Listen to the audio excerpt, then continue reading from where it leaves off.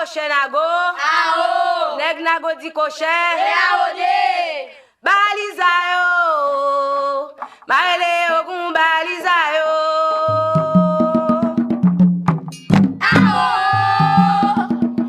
Balizay o, maele ogun Balizay o. Maele ogun Balizay o, chako Panama m'dombe. Balizay o, maele ogun Balizay o. Balizay o, maele ogun Balizay o.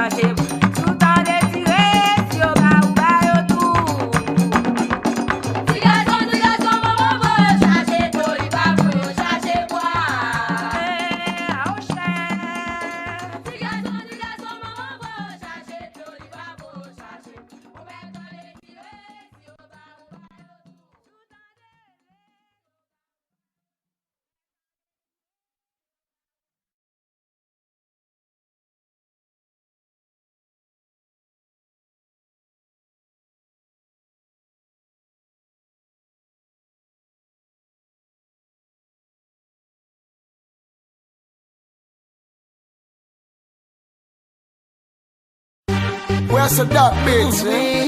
Catastrophe. Easy and my fire.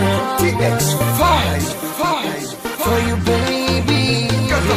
Ok, l'excès pas existé sous la tête depuis avant Jésus. Et dis pour qui ou un problème comme ça pour les ondits. Toujours sous tout pour occuper mon qui dit m'a pas menti. Au même yon jour n'en bouge pas, moi je t'aime pas, j'aime sorti. Pas gain raison pour occuper, bonne chance pour me dire ça qu'elle me dit. Avant tout, yo tout fait erreur, y'a jugé sous apparence. Les filles non, ça faut dire qu'il y a des fois chaud, pas de bad chance. Y'a ça que même Alpilou et dit catastrophe là, c'est un bad boy. Toujours à pluie, neuf filles jamais sous yon poil pour ma fly. Moins qu'à admettre bébé, visage moins qu'à très effrayant. Pourtant faut qu'elle bébé, chargé parole très attirant. L'âme poil prouvé au bébé, non vim qui j'en très important. Just listen.